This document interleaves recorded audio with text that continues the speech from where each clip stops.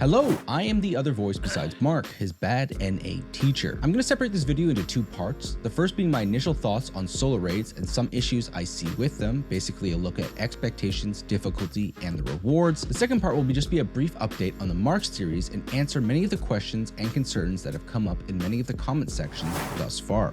So, I was the most eager person I knew when I first heard solo raids were coming. I knew the appeal for new and returning players to both learn and earn gold, but also to vets who wanted to run raids that they may have not in said week and retain some gold at the least. To be upfront, when I first heard that it was 50% gold of the normal raids, I was fine with it, as I assumed the raids would have been chump change for vets and take no time at all and would serve its purpose. Now that I have had 3+ weeks experience with it myself and with Mark, who needed his gold source to progress his character, my thoughts have evolved. Now, I haven't seen this discussed too much, but previous to solo raids, there was a resource meant for new players that I think was just never used by anyone. This was called rehearsals. I believe there was one made for every Legion raid up until a con, and it stopped there. One of its greatest flaws though was that it required filling a lobby, which basically required friends, because whom would waste their time on this type of content for a resource that they got from the regular raid regardless? People tended to just bring their friend into the actual raid and slowly teach them that way instead. I believe that they would essentially just rebrand rehearsals to this and make them solo only and give them the greatly reduced gold income for what was essentially a breeze raid, but gave a new player some insight on how the raid functioned, but dumbed it all the way down. An example of this was in the saw mechanic on Clown, where there were no saws but the middle one that hits your buddy trapped in the iron trap if you didn't meet the stagger check. It shows the fundamentals, but the difficulty is removed. Now, after doing this for 3+ weeks and watching Mark shield his way through every raid, these raids aren't that far off the normal difficulty. Vets may scoff at this, but in most cases, normal raids are already pretty easy. Adding some basic pattern danger marks and a few less steps for mechanics does make it significantly easier, but things like Clown Gate 3 and Brel Gate 4 aren't too far off the mark of the original normal difficulty. In regards to difficulty, it does seem like it's all over the place. On the shape mech on Gate 2 of Brel at 43 bars, it doesn't force a new player to do the star mechanic, which is the only quote-unquote difficult aspect of Gate 2. They are just either forced to do diamond and stay out or square and stay in. This makes sense from a learning perspective and is what I expected the difficulty to be around. The star mech was significantly nerfed and is significantly easier now, but it is still the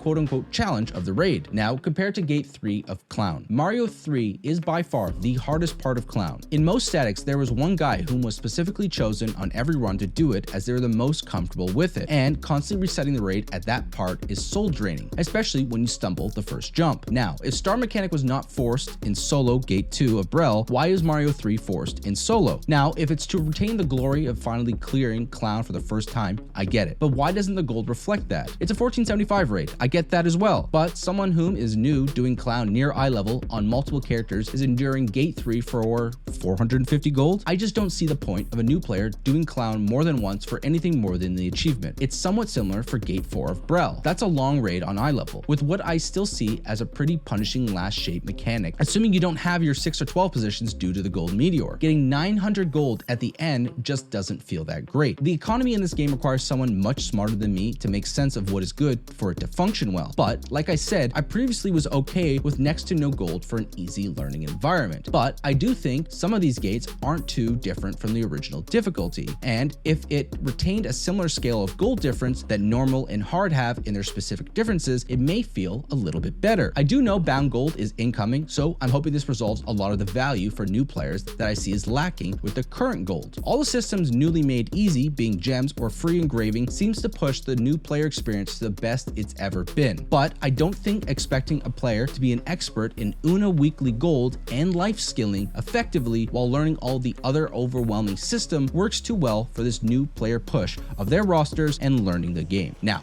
one last point before I move on to the Mark series. One of the most common comments on these videos is about difficulty of these raids, from whom I presume are new players. Soups has commented on this specifically about Mark a lot, but someone like Mark really is not even remotely ready for pug lobbies. There's a lot more to Lost Ark raids than its mechanics and basic patterns that a new player has to deal with and catch up quick on. There's a large damage discrepancy even for vets when they first start a new character. The gamers will hop into Trixion and practice and digest the character guides from the Nexus to be be as efficient early on, but the vast majority of the player base does a quick copy and paste of the builds, glances at the rotation for 1 second, then hops into their first raid for 30 minutes after logging in. I'm a perfect example of this. If you saw my Brawl King Breaker review back in March, I was an ape. I did 1 mil DPS on a con because I speed ran into lobbies with my shiny new character and didn't realize it was a supercharged class, or that I probably should have put focus on tripods and gear for gauge gain prior. Now, if I, someone with thousands of hours with the game, has this common occurrence with new character releases, someone new to the game and raid, not just the character, will have an even harder time with damage. And gauging from these comments, it seems like 2 common occurrences are happening. 1, enrage is occurring due to lack of damage, and 2, the overwhelm of many different types of damage and pushes causes panic. I know a lot of folks ran into this initially with the ghost phase of vaulting gate 2. I personally saw this with Mark. A lot of the frustration in the comments with a Gunlancer pick is Mark having these panic moments, but the push immunity and shields allows him to push forward in spots of raids where panic would have ended the raid for any other class. I think you should get more acquainted with the systems of damage taken and super armor, and understanding how to do efficient damage as your class. You'll see a lot of these raids aren't that difficult. Some still are though, but it's specific gates as noted above. From personal experience, when I first started in this game, I didn't understand the importance of a proper rotation and a proper build. This wasn't just having your deep dive 18 on and having accessories and engravings match what was found in the community guides. Things like buff windows you provide yourself, proper quality of accessories for thresholds for said rotation, how much damage a level 5 tripod actually gives you versus just it being at level 1, and knowing why getting your character's experience level to 60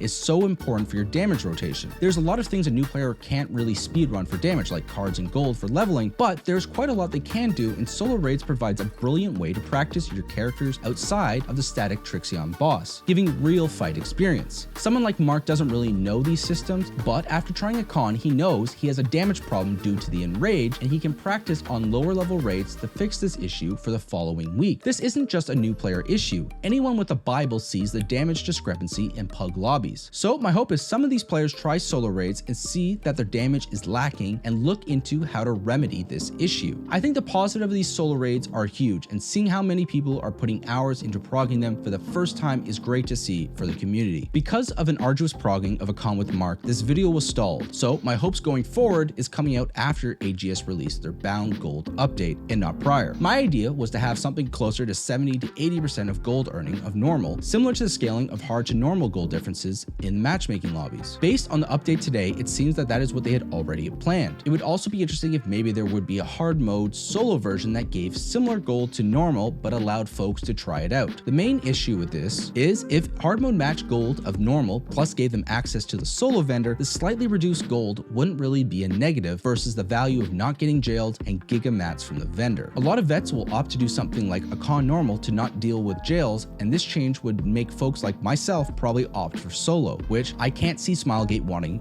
or intending. I am having a blast with solo raids on my non-gold earning alts, whom have been neglected forever, allowing me to try them out rather than just hopping into a Hanu for 3 minutes. With this bound gold update, the gold is more than good enough for the value provided. The only weird thing to me is the weird discrepancy in difficulty, but I'm starting to think that this was probably intended by Smilegate to replicate somewhat of the difficulty of progging these gates of the game that are considered milestone completes.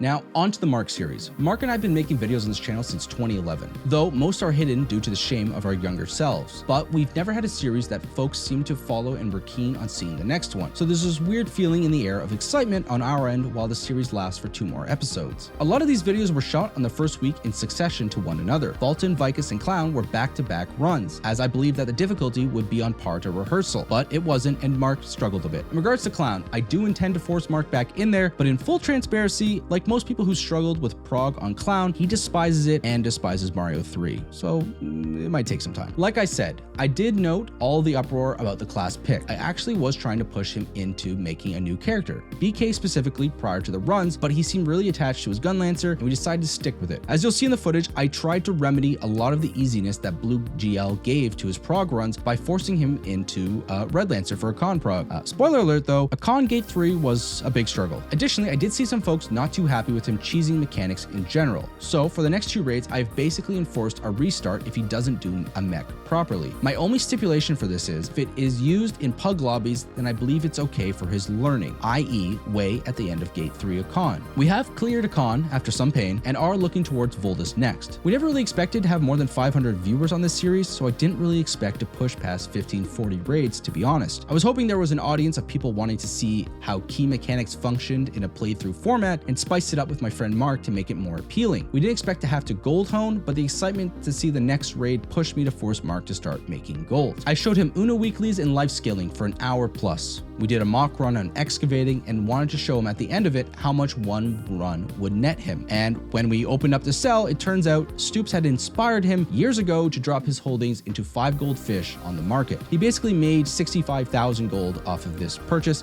which is considerable based on the fact that he had 3,000 to start with. No life skilling required, but now we got to push 1,600, so it might take a bit based upon his honing load. In regards to format, I wanted the series to be both a playthrough of sorts so folks could see the mechanics, but also to genuinely see how easy each raid is. So having him essentially blind and me barking calls moments prior kind of adds to how easy it is aspect, since that should fluster a new player. But if they succeed it couldn't have been that hard, right? I did see a lot of folks annoyed that I wasn't giving him a genuine learning experience, but that isn't the goal of this technically. But I understand why you would want him to experience that. Additionally, I used to teach new players raids. It was kind of a technique to try and bolster my guild's numbers. It ultimately failed since most quit after a week or 2 because of pug lobbies, but after teaching 50 plus raids, it became quite apparent that new players to Lost Ark will either skim a video at 2x speed or just say they watched it and hope you carry them through it. So technically, there's nothing more authentic to Lost Ark progging than how Mark is quote unquote learning via this method. Even vets do this as a common occurrence. I had 2 static members assure me they had watched the video, but on hard mode Thamine prog, they would wipe to seed every single time, or they were clueless on